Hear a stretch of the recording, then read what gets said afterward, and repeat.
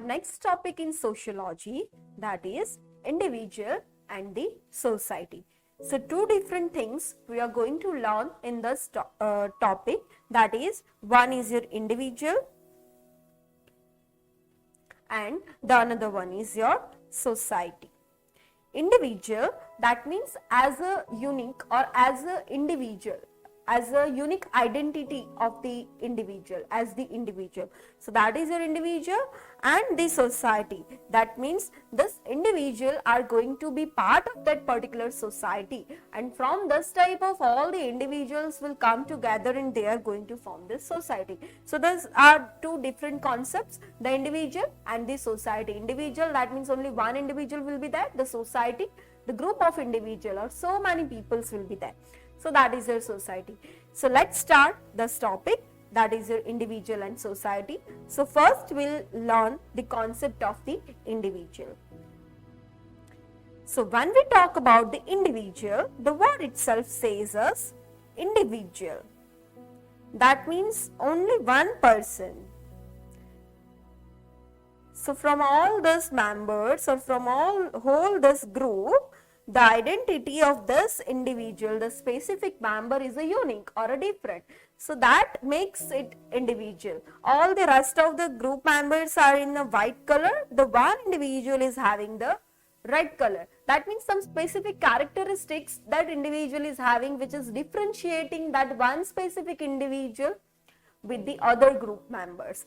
So that is individualization, when the one person or when the individuals are going to work for their own identity. They are going to be the independent by their own self. So that will be called as the individualization, or we can say the process of individualization. So this is the individual and this is your individualization. Let's see this, the introduction first. Individualization is the process of attaining to one's own self. That means one individual, as we have seen in this image, this individual is going to attain their own self. The priority will be the self, not the whole society at that time. They are going to create their own identity. So that is, they are going to attain their own self. They are going to think for their own self. So that makes or that leads towards the individualization. And this thing makes him independent and self-determining. Self-determining, that means to identify the own qualities, to distinguish own self from the other group members or from the other peoples. So self-determining. So this individualization is going to make all the individuals independent. They will be able to be independent because they know who they are and what they want, what is their goal. So that gives them a specific identity that makes them the independent, and also it is going to help them for the self-determining. That means to separate their self from the other similar things. So that it is individualization carried out by individual himself. That means for this individualization process, only if I want to be a unique individual, I only can work for myself. No one else is going to help me out in this individualization process to be more independent. If I want to be independent, that means I have to work for myself. I have to understand myself. I have to determine my goals. So that is individualization. That individualization will be carried out by the individual himself, them own self. No one else from the outer side or outer environment are going to make them to be an independent individual. Because as we have seen, we are attaining our own self. So that is your individualization. If further we talk about this individualization, it is a mental process spreads through the prevailing ideas. That means this individualization is totally a mental process, and that will be spreaded through prevailing ideas. That means whatever ideas are available or whatever ideas are coming into mind of that specific individual, that is going to help for the process of this individualization. So all the ideas So that's why it is called as mental process, because the ideas will be generated into the mind only, the thinking process will be initiated and ideas will be started coming into the brain or mind of the individual. And for that ideas, generating ideas or using that ideas from the brain, we need a mental process. So this idea is totally a mental process. So that's why it is said that individualization will be spread from the mental process, like the what already the ideas are there or what new ideas are generating our mind. So that it is. Individualization brings man in relation with others. Also, this individualization is also going to establish a relationship of one individual or one man to another man. So this is how the individualization will be helping the individual to maintain the relationships as well. So that it is. Let's see now the definition of this individualization. So definition, two definitions we have. The first we'll see this one, after that we'll shift to the another definition. The first definition of the individualization. Individualization is the process by which an individual is made independent of his group. So as what all the introduction we have seen, in that only one thing or only one summarization we have brought, that with the help of individualization we can make our own identity. The individual can be a unique, they can get a unique identity, they can be independent from the other groups. So that is your individualization. It is a whole process in which an individual is made independent. That means we don't need any other individuals to help us out in doing any activity.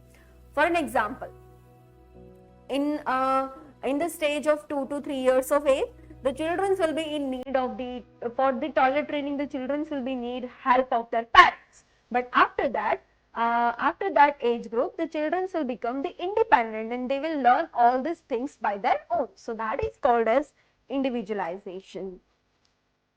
The individual are going to be independent from their group.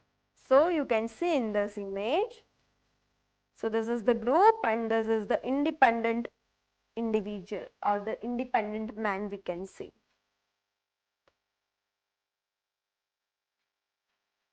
If we talk about further,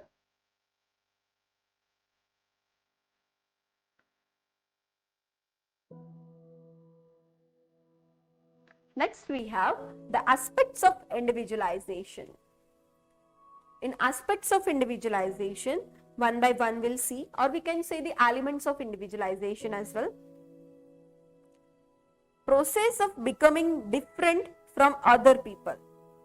So the individualization is what? It is a process of becoming different from the other people in any characteristics. So as we have seen, this individual is becoming a separate or becoming a different from the other group members by wearing this red cloth. So that is, so some of the characteristics are going to make us as a different or as a unique from the other group member. So the individualization is a process of being independent from the group as well as is a process of being unique or of being different from other people.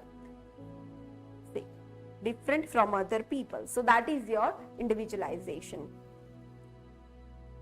Democratization, free competition and social mobility also encourage individualization. So democratization, that means democracy, what we need to do, how we are able to run our own life. So that democratization. Then free competition.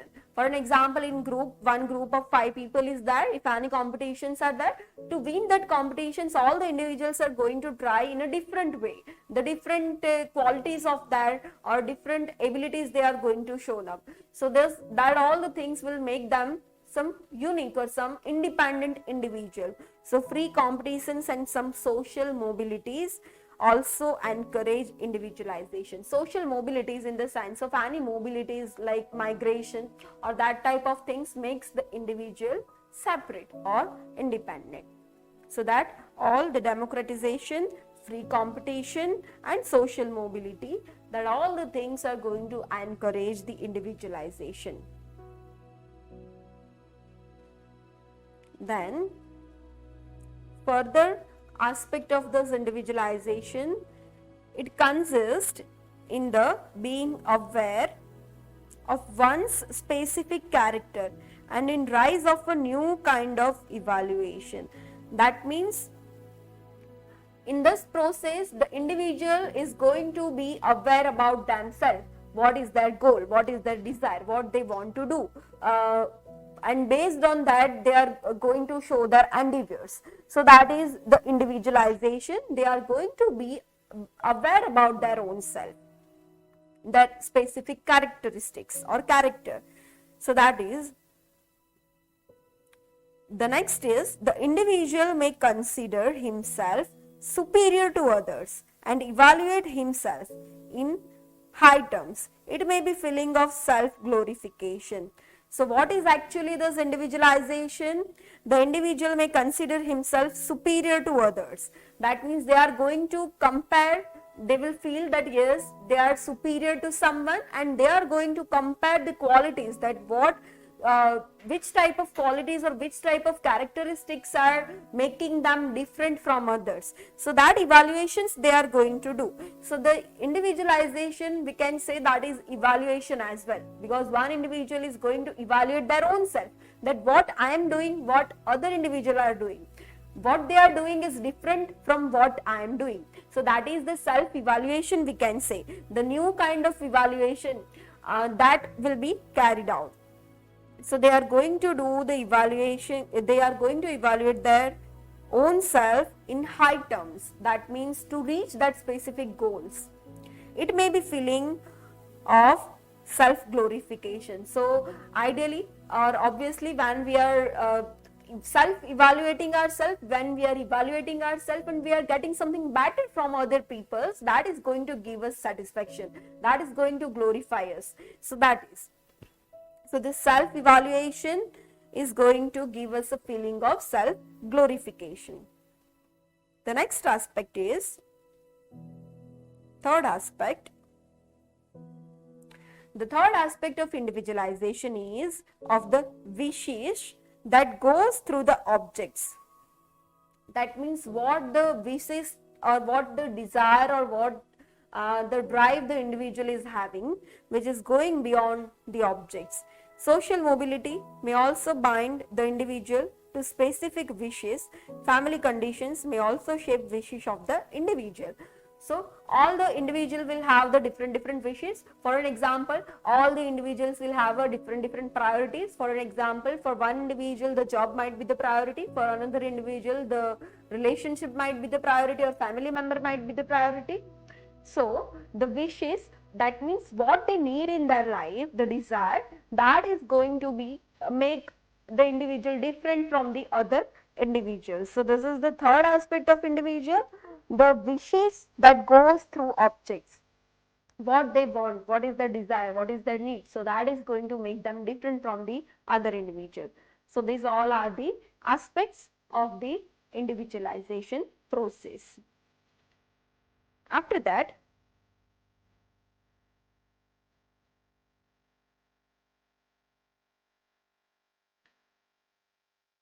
in individual or individualization, next we have that is factors affecting individualization.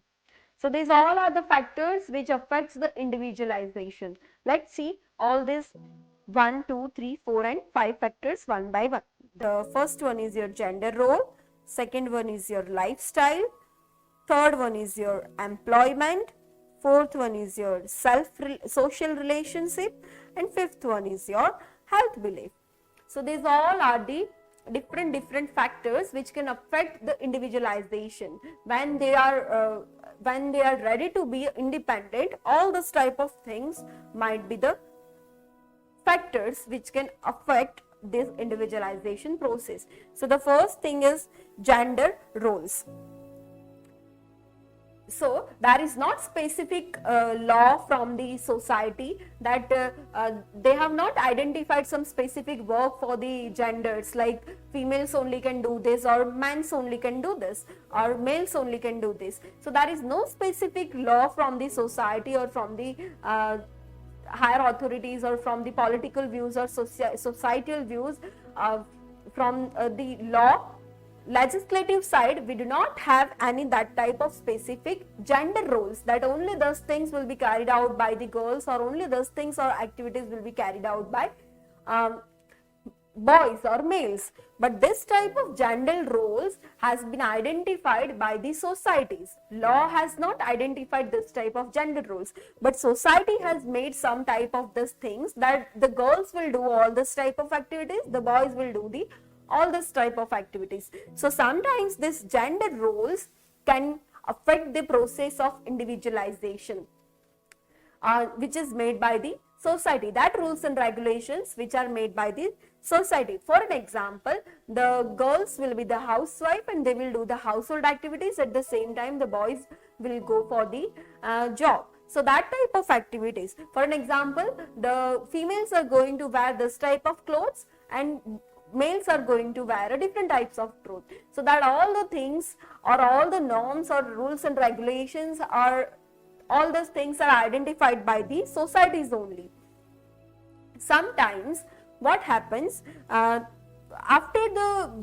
the period of this growth and development, this sometimes there might be the problem in the role identity. So the girls won't feel comfortable when they are doing this type of such things what the girls are doing. For an example, the clothes what girls are wearing, if that female is going to wear that clothes, that might be the problem, that might be the uncomfortable for that girls, and they will shift to the clothing of the males. So that the gender identity problems might be there when these gender roles are not clearly identified, or they are not willing to do that. So that is your gender role. Then the another factor which can affect the individualization, that is your lifestyle. Lifestyle of the individual, that means what is the diet pattern of the individual, the habitatory pattern, what are the habits the individual is having, whether it is toilet training habits, the diet habit, at what time they are sleeping, at what time they are awaking. So that all are the lifestyles which is going to affect the health of the individuals. So the lifestyle of all the individuals are different, and that lifestyle is going to affect to their health. So this is how this lifestyle also affects the process of this individualization. The third one is your employment. Employment, that means your job place. So that is also affects the process of individualization. For an example, at my job place, if my job is giving me the satisfaction, then I won't have any stress from that job. But if my job is with very hustles and very hectic schedules I have, then that is going to play on my health, and I will be troubling with some stress and anxiety type of things. So the employment also affects this type of individualization. Then your social relationships. If I do not have a good relationship with my society members, that can give me the stress. So that social relationships, when we are not even able to interact in a good way with other individuals or other society members, so that all the things can be troubleful for us, and that can lead to some health issues. Some psychosis might be there, if the continuous stress will be there. So that type of things, sometimes we can go in depression as well. So if we do not have this type of good social relationship, then it can lead to this type of things. And the next is your health belief. So this health belief, how we are considering our health, what we are assuming, what are the beliefs of the individual are having. For an example, the one individual might be having the belief that they are not going to have a specific kind of food. So that is their health belief, and that type of belief can lead to some lack or deficiencies of that specific nutrient in their life, and ultimately that is going to result in some deficiencies or some disease condition. So this is how some health belief also affects the individual and the health status. Same like what we have discussed in employment. If our job, if any individual is doing work in the industrial area and in the metal area, so lead poisoning might be that if they are regularly dealing with the leads and everything, the metals and everything, so that type of that can affect their health. Apart from that, if any individuals are working in the factory of cottons, then brown cotton disease conditions might be there. So these all are the factors which can affect the individualization, and ultimately that can affect the individual as well as their health. So that is your gender roles, lifestyles, employment, social relationships, health and health belief. So that is your factors affecting individualization, and that all the things were about your individualization, or we can say the individual. When we are being independent on ourselves, so that is called as individualization. After that, the next is our society. The next concept is our society. So as we have seen, in individual, or whom we can say the individual who is a different from that group, who is a different or who has a unique identity, or who is standing alone in that group, or who is independent in that group, so that will be called as individual. But society is a group of people, as also we have seen in our first lecture of this sociology. What is sociology? So the society is the group of people, and how this group of people are interacting with our each other. So that is what. So society is a group of people. So you can see the group of people in this image. Let's see what is this society.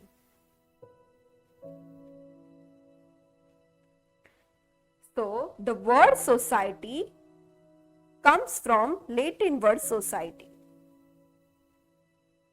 So that society word is the Latin word, and society means companionship or friendship. Companionship or friendship, that means how we can interact with each other, how we can make ourselves adjustable with any other individuals, or how effectively we can work in combination with each other, with together, how effectively we can work. So that is a companionship or friendship, we can say. So that is the meaning of this society.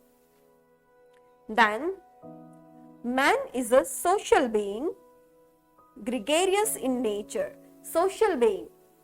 According to this society, man, that means the individual, they are a social being. That means they interacts with each other, they involves with each other, they involves in group, they are going to carry out interactions, communications, they are going to involve in group activities. So that's why they are a social being, they are living with the society. Even they are living in the family members are there, and they are interacting with the family members. So that is the society or social being, we can say. And they are gregarious in nature. That means they feel pleasure when they are interacting with each other. They loves or they likes to interact with each other. They involves in the crowd, they involves in the group members. Either it is friend circle, the colleagues at the job place, or in the family. So when we talk about the mans or the individuals, they are gregarious in nature. They likes to involve in the group activities. They likes to talk with other peoples. They are getting pleasure from all these things. So that it is.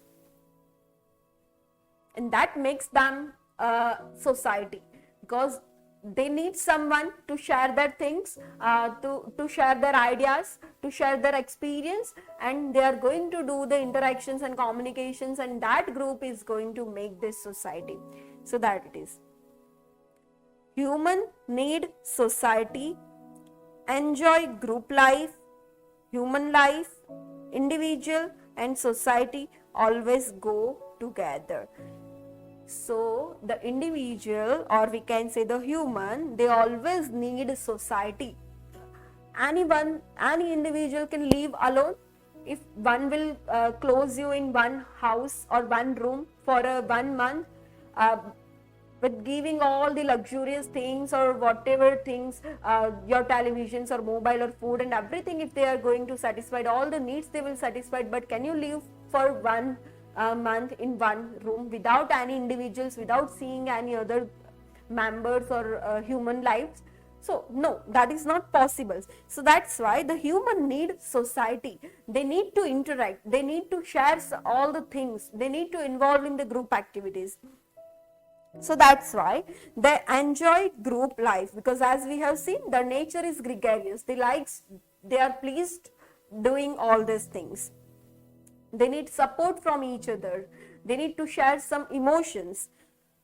Individual and society always go together. And that's why only the individual, though we are a unique, though the characteristics of that individual, though we are independent, but that individual and the society are going together and they are going to work simultaneously and they are going together. So that it is. So though this individual and the society are two different things, but they work simultaneously, they go simultaneously, because only one individual can't survive. So that is. Then we have the definition of the society. So this is the first definition of society. The number of like-minded individuals who know and enjoy their similar ideology and are therefore able to work together for common purpose. So society, that means the number of like-minded individuals. That means one individuals, they are liking other individuals and who know and enjoy that similar ideology. That means what ideas one individual is having similar ideology, that all the like-minded peoples only will club together. So they likes to share this abilities or these potentials, that like-minded individuals will club together and they are forming one society, because they are enjoying their similar ideology, because the same characteristics they have, the like-mindedness they have, what thoughts one individual is having, some other individuals are having that similar thoughts only. So that like-minded they are like-minded and they are enjoying this similar ideology and are therefore able to work together. For an example, if I need to work for same project, one project, if 5 people are there, 5 individuals are there, those who are working on this one project, though they are having the different ideas, but their goal is same, the ideology is same, that all that group members needs to accomplish that project. So that same thing makes them a group. And though they have the different characteristics or different individuality, or though they are the independent, they works together because they need to achieve that purpose, common purpose they need to achieve. So that's why it is said that all the like-minded individuals, they are going to enjoy that things, because they have some specific purpose, and for that purpose they need to accomplish that thing. So that makes them a society. So that is the one definition of society.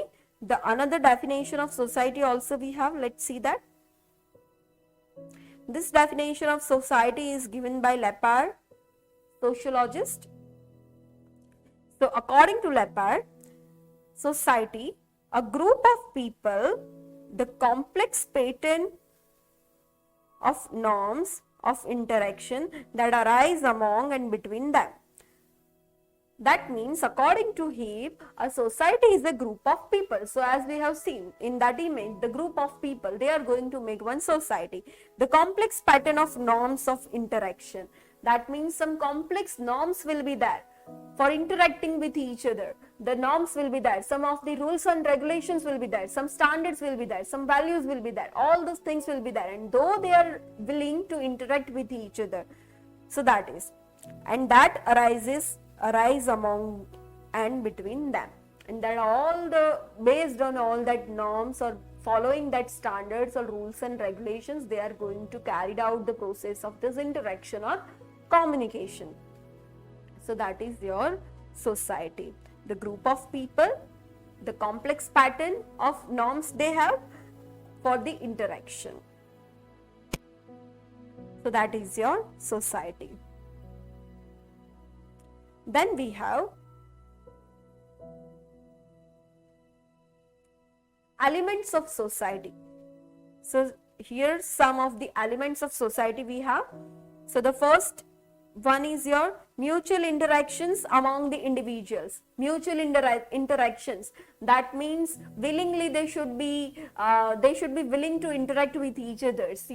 They should not have any grudges or something. The mutual interactions will be there. They are going to carry it out, they are going to interact, they are going to communicate with each other. So although they are the unique individuals, they are willing or they are ready for the interactions. So mutual interactions will be there. So that is the one element of your society. Then mutual interrelationship. So they are going to develop interrelationship. Mutual interrelationships among the individuals will be there. For an example, family members. Or for an example, if we talk about any organizations, any workplace, then the mutual interrelationships will be there. For an example, as we have seen that project. So to accomplish that project, the group member will have the mutual interrelationships. They are going to connect with each other. They are going to develop the relationships like the head of the project, the associates of the project, the subordinates, and they are going to make some relationships. Some specific work will be assigned to them. So that is, if we talk about this same thing in the family, the interrelationships will be there. The father, the mother, the children, siblings, brother, sister. So this type of mutual interrelationships will be there. Then a society is a pattern of system. That means it is a very systematic thing, a pattern of system where all the different individuals are coming together and for specific purpose they are working together. So that is a pattern of system. Then reciprocal awareness. Reciprocal awareness, that means the group of people or all the individuals are aware what they want and what is their goal and what type of things they have to exchange. So that is the awareness, reciprocal awareness will be there. Then the society, another element, we feeling, not I. Instead of I, they will have we feeling. Not all the time they will say yes, I am. Instead of that, they have the we feeling. That means they have a tendency or they are willing to work together. They are willing to work together. They have the we feeling that yes, we can do this, we will do this. So that type of feelings they have. We feeling. Not as a stranger.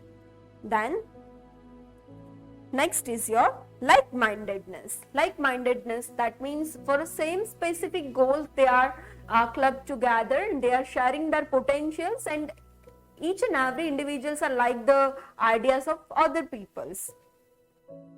Also they are interdependence, because if as we have seen, family member, if mother is not there, then some of the activities will be difficult. If father is not there, if any one individual is not there, the whole family cannot work in a good manner or in a proper way. There will be so much difficulties. So like that, all the individuals of the society are interdependent. Even in the job also, if one project we are doing, and in that project, if one member is not there or one member one member is interdependent on the another member, likewise. Then also the cooperation, that means the support and cooperation one member will get from the another member. So that is the elements of your society. So these all are the elements of the society, and society is made up of all these things: the mutual interactions, mutual interrelationships among the individuals, a pattern of system, reciprocal awareness, we feeling, like-mindedness, interdependence, and cooperation. So that is your elements of society. The next point about this society are the characteristics. So these are your characteristics of society. How should be a society, or what is society? So here we have some of the characteristics of society. Let's see this one by one. The first one, it is composed of people. So obviously the one and the main important characteristics, the people are there, the human beings are there, the individuals are there. So they are composed of people. The society is composed of people. Then next is, people in the society have mutual awareness. Mutual awareness they have, continuous reciprocal interactions they have, and interrelationships among societal members. So that means all the individuals or all the members are having the interactions with that, the awareness they have, that what they are here to do, what type of informations they have to exchange, so that they have, and they even have the interrelationships among the societal member with other individuals or with other society members also they have the relationship. So that is another characteristics of your society. Also, the society has likeness and differences too. So as we have seen, the society is made up of a different individual, and as we have learned, the individuals are having a different identity, different characteristics they have. So that's what the society has, a likeness and differences too, because so many peoples are there. And the likeness, that means similarities are also there, dissimilarities are also there. So many things will be the similar in that group. For an example, sometimes the interest of that group might be the different. Sometimes the similarities in interest will be there. The customs, the attitudes, the ideas, the thought, thinking pattern, the culture, the traditions of all these group members might be the different. So society has likeness and differences too. That means similarities also might be there. At the same time, some differences also might be there.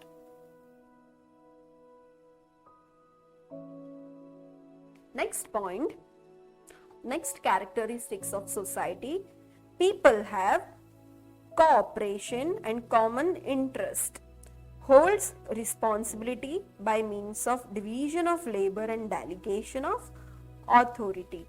That means what the group member we have, what the people we have in the society, they have a cooperation and common interest. That means, as we have taken the example of one project, the society group member we have, so they are cooperating each other, they are helping each other to accomplish that work. So the cooperation is there. At the same time, the common purpose is also there. Common purpose or interest, we can say, to fulfill or to achieve the success in that project. Holds responsibility by means of division of labor. So in that total group of members, already the division of work has been done, and they understand their responsibility, that what is their role and responsibility in doing that a specific work. So they have the responsibilities and they will fulfill their work. Delegation of authority, that means all the different responsibilities will be divided to different individual in that group. The head of the different individuals will be different activities will be different. So that delegation of the authority, that yes, one individual will look for the finance, one individual will look for the resources, one individual will look for the content of that project. So likewise, the delegation of the authorities will be there. If you take that same example in the family, that means cooperation, that means the family members, the common interest, living together successfully, making a good family.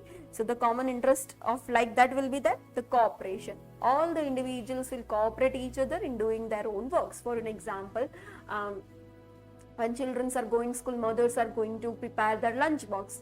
When at the same time, father will help them to drop to the schools. So that cooperations or help in all the activities will be there. Also, they holds the responsibilities. Mother knows their responsibility, father knows their responsibility. The delegation or division of labor, that means division of work also will be there, and the authorities also will be delegated. The delegation of authorities also will be that. That means the division of responsibilities will be given to different members. So that is the characteristics of society. Then the next characteristic is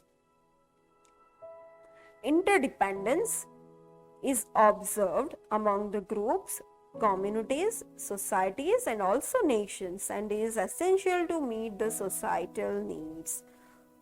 So this is another one important characteristic, that is interdependence. And when we interdependence, that means one individual is dependent on another individual.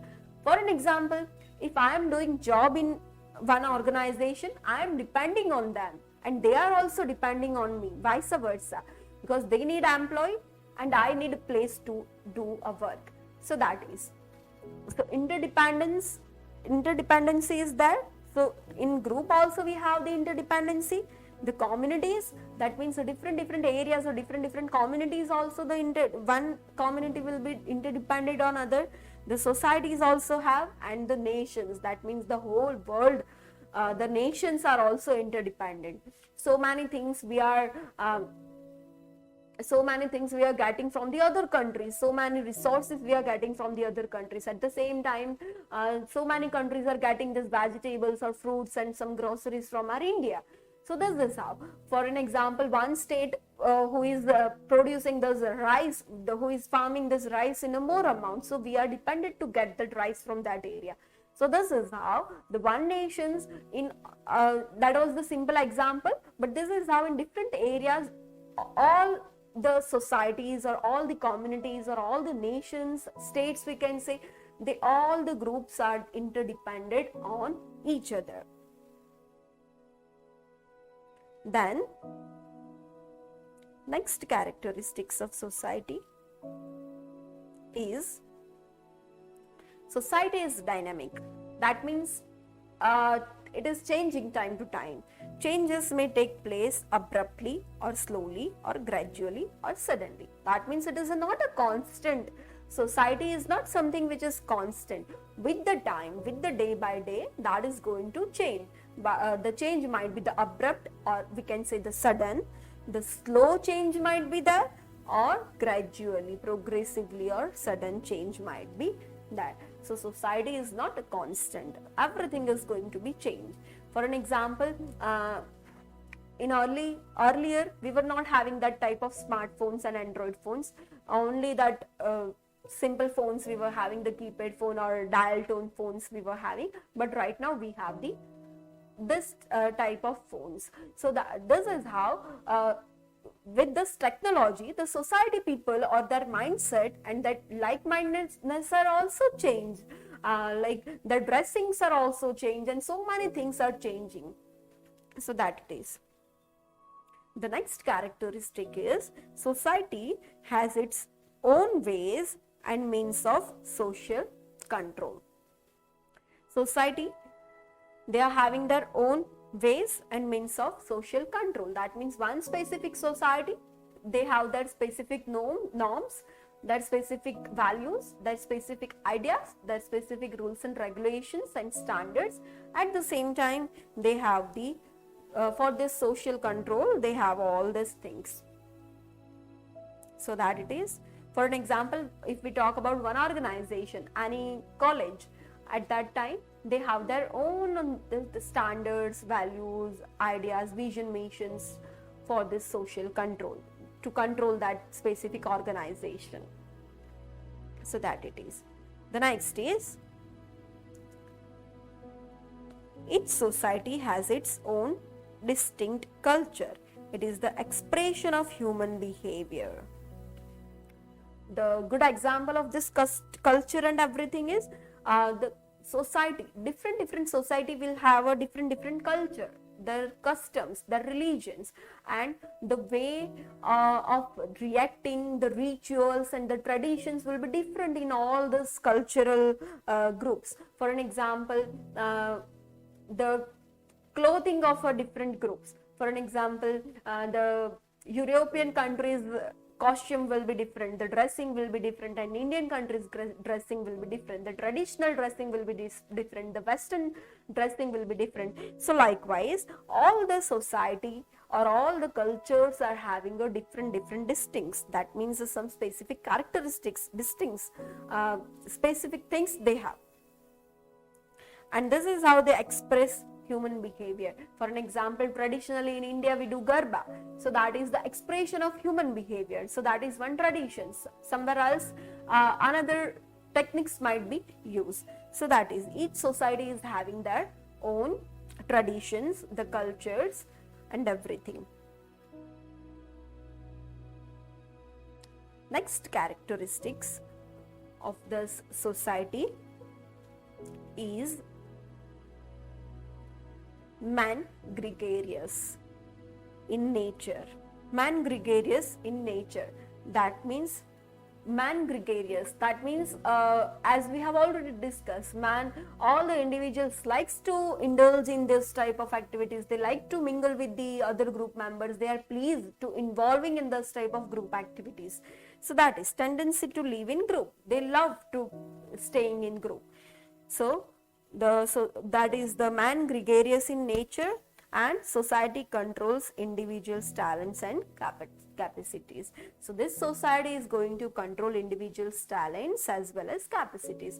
For an example, if any specific society, if we are getting that opportunity to show our talent, to do any activities based on our capacity, then we'll get a chance. Then we will be able to do it better. If we are not getting that chance, then we won't able to show our talents or any capacities, or our capacities will be limited, our abilities will be limited. So the society is going to control how the chances our society is giving us to show our talents and capacities. So that it is. So these all are the characteristics of society. So this is how the individual and the society, both the things are two different things. After that, next topic we have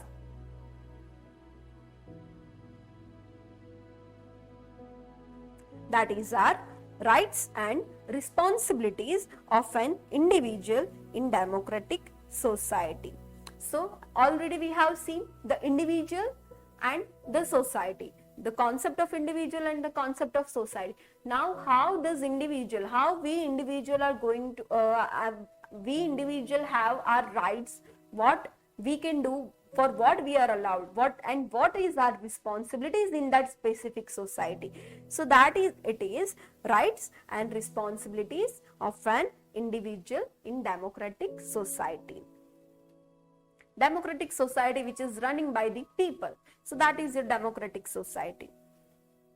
So one by one we'll see the rights and responsibility, both the things. First we'll start with the rights.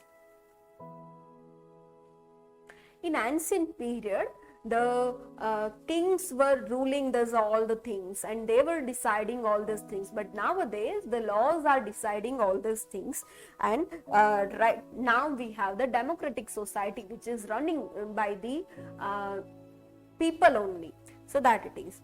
So first we have the rights.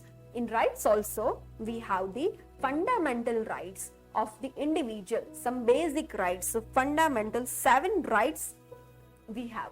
The 7 basic rights we have. Rights in the sense of for what we are allowed, for what we can speak up. So that is our rights. So the first is your right to equality. Right to equality in the sense of treated samely, without any partiality, without any discrimination of color, caste, creed, sex or anything. All the individuals are unique and all the individuals should be treated equally. There should not be any discrimination based on the color, color, creed, caste or anything. So that is. So right to equality. either it is male or either it is female. The rights are the same for both the things. Then right to freedom. Right to freedom in the sense what they want to do, they can do. What we want to do, we can do. Like that, right to freedom. What we need to do, that we can do, either and unless it is not harming the other individuals. So that is a right to freedom. Right to freedom in the sense of right to education, we can say, or we can say right to select our own religion. So that type of right to freedom we have. Then the right to property. That means right to property. We have the right of property. What property we need to possess, what property we need to sell, what property we need to purchase, that all the things we can do. So that is also our basic right. Right to keep a property, to possess a property. So that is a right. Then next is right to freedom of exploitation. Right to freedom of exploitation. Exploitation, that means someone is using us for their own benefit. Someone is using us for their own benefit. So that is called as your exploitation. Unknowingly, if someone is using me for their own benefit, for their own personal benefit, so that is called as exploitation. So if this type of exploitation is there, then we have the freedom for that exploitation to prevent that. So that it is.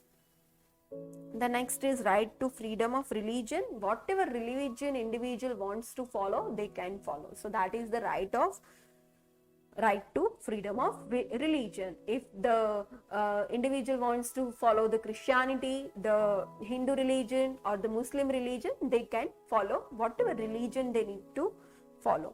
So that is right to freedom of religion. Then the next right is cultural and educational rights. How much educations we need to take, we can go for.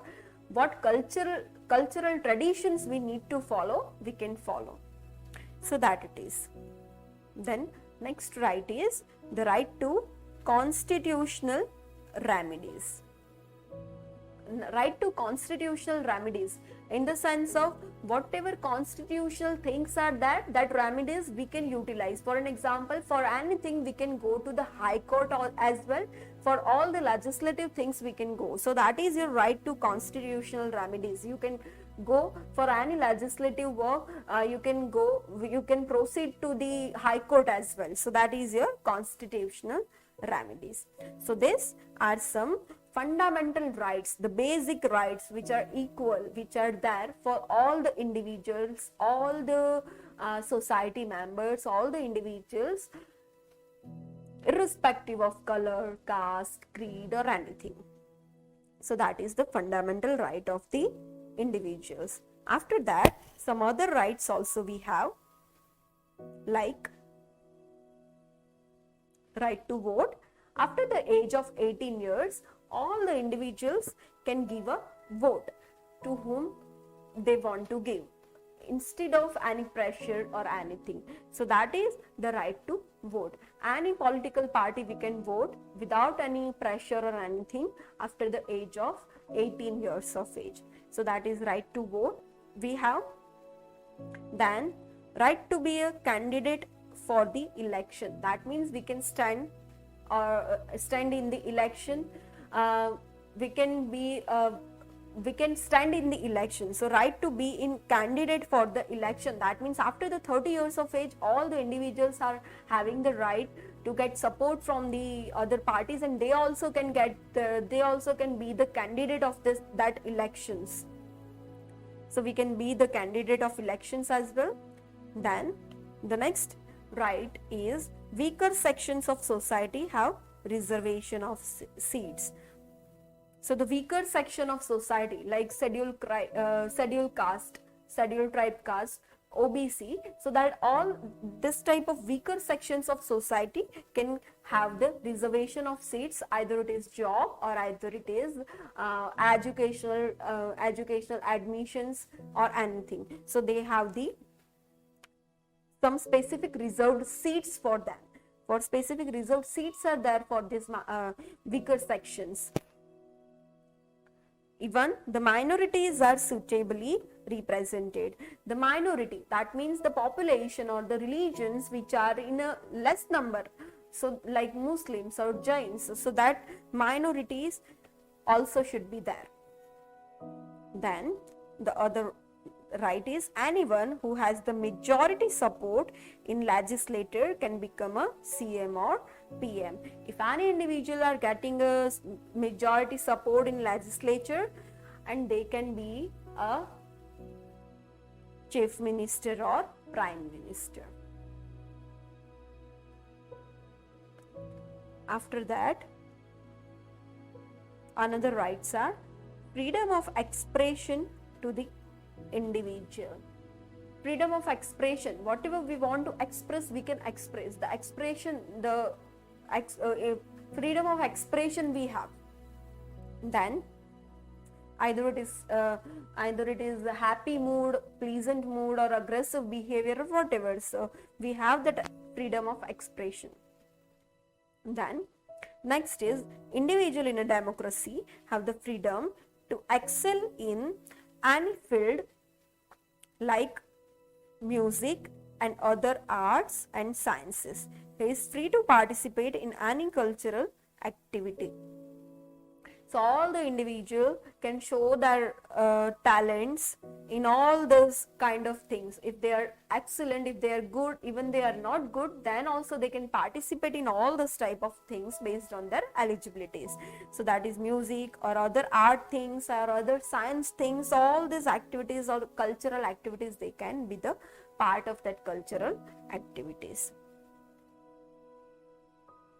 Then next is contribution in defense of the country. All the individuals are also having the right to contribute in defense of the country, in defense systems like army, air force. So they also can participate in this type of things also.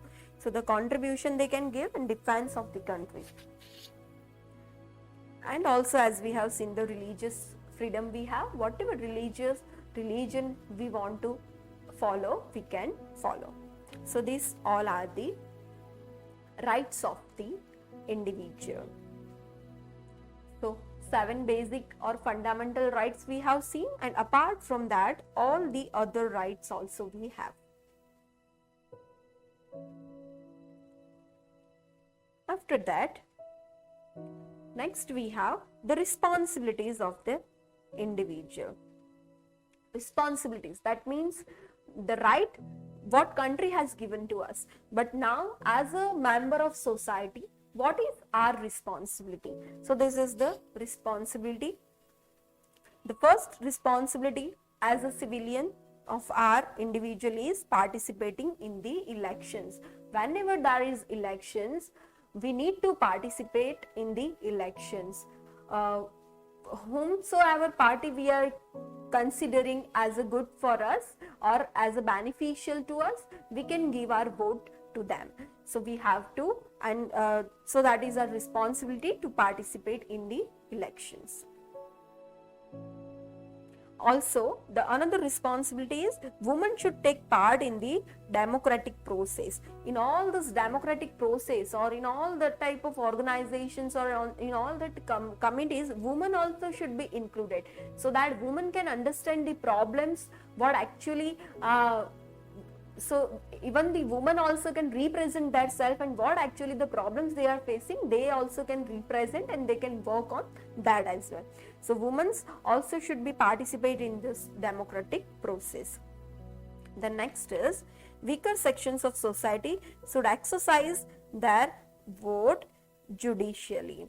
That means it is the weaker sections, that doesn't mean they are isolated or they are separated, but they also should give vote to the judiciously, in the sense of they also should be give the vote to the parties, those who are, whom they are considering beneficial for them or whom they are considering good. So that also should be done. So weaker section also should not avoid this giving votes and everything. They also should be included in this voting and everything. Then next responsibility is minorities should exercise the rights in a proper manner. minorities.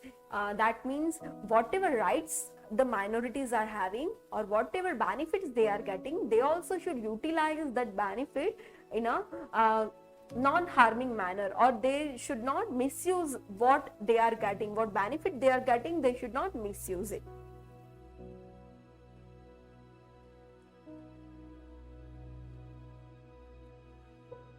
The other responsibilities, any individual who becomes a member of any legislature, parliament, or any other public institution should consider himself as a public servant and discharge his duties without fear or favor.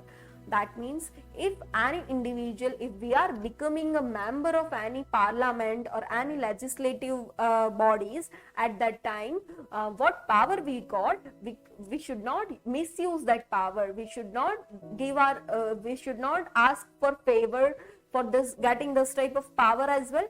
At the same time, we should not we should not threaten someone based on our power what we have. So that fear and favor, both the things should be avoided when we are getting this, when we are involved in this type of legislature, parliament, or somewhere in public institution. And we have to give all the things, we have to give 100% as a public servant, and we have to work for betterment of our citizens, work for betterment of our public and the society members. So we cannot on the basis of our powers, we cannot threaten someone, our fear we cannot show someone. At the same time, we cannot do we cannot do a partiality, or we cannot give a favor of this all the things to someone. So that thing should be kept in mind.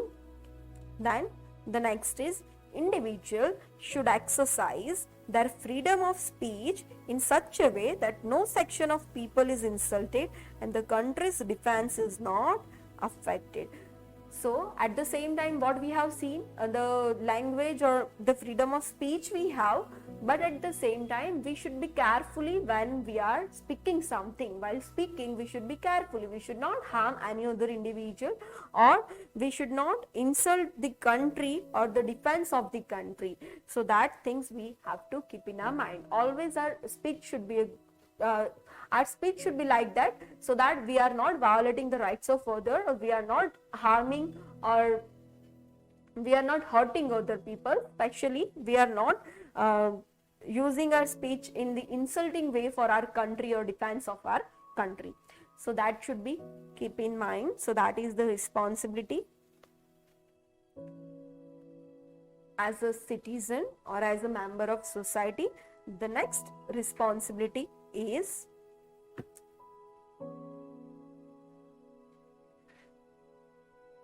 the individuals working in any field activity should aim at achieving the greatest efficiency in that field and make a name not only for themselves but also for the country. So whenever we are working in any field activity, that means whatever programs we are conducting in the communities, or whatever programs we are conducting for the society members, or any field activities, that means among the society members or in the society, whatever activities we are doing, it should aim at achieving the greatest efficiency. That means the effectiveness of that particular program should be there.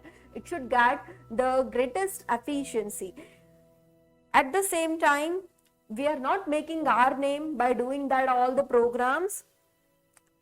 That should not only the goal that yes, our name will be good if we are doing this type of activity, any social activities, but at the same time there should be the benefit of the country or of the people in which group we are doing all those things, or in which society we are doing all these things. They also should get the benefit of all these things. At the same time, the country's benefit also should be there. So that not all the things we are doing for ourselves only, for the praise of ourselves, not like that. So that should be keep in the mind.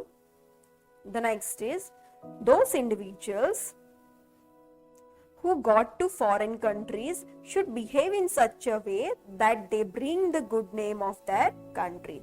So that is again another responsibilities as the Indian citizen or as a citizen of the specific country. When we are traveling or when we are going in somewhere else in other countries, at that time we should not spoil, we should behave in a manner that we are not spoiling the name of our country in that another country. So at the all time we should behave in a good manner so that our country's name won't be violated or that won't be humiliated in other countries. So all that type of conducts, the criminal conducts or any other conducts which are harmful for that country and which is spoiling the name of our country, that all the types of things we should avoid as a citizen of the country.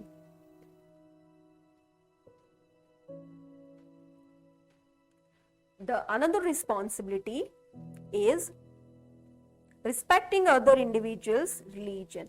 At the same time, when we have the right that we can follow whatever religion we want to follow, we need to follow, or we are willing to follow, but at the same time we should not violate, or we are not forcing other individuals to change their religion. At the same time, whatever religion the other religions also we are respecting, we are not violating or humiliating the other religions as well. So the respecting other individuals' religion is also our duty. Then at last responsibility, the last responsibility of the individual in the democratic society is contribution in defense forces. In defense forces also we should contribute, we should give our in any area we should give our contributions, or we should be involved in this type of defense forces of the country. So these all are the responsibilities of a good individual in the democratic society. So in this today's session we have learned the two different topics, that is individual and society, but all these two things has to work together, has to go or has to work together, or they have to work simultaneously. The individual is a part of society and the society is a part of individual. So today we have completed the concept of individual and the society, the definitions, the characteristics, the elements, that all the things we have seen, and after that we also have the completed the responsibilities of and rights of the individual. As the individual, how we should react in the society, or what are the responsibility of the individual, or what are the rights what we are getting in the country. So that all the rights and responsibilities as an individual in the democratic society that we have completed. So that's it about today's topic, that is your individual and the society. In next lecture we'll see the interdependence of the society as well as the individual. As we have seen that both the things are going together, both the things will work together, they should walk together. So that's why how this is society and the individuals are the interdependent with each other, that we'll see in the next lecture. So that's it for this session. Thank you.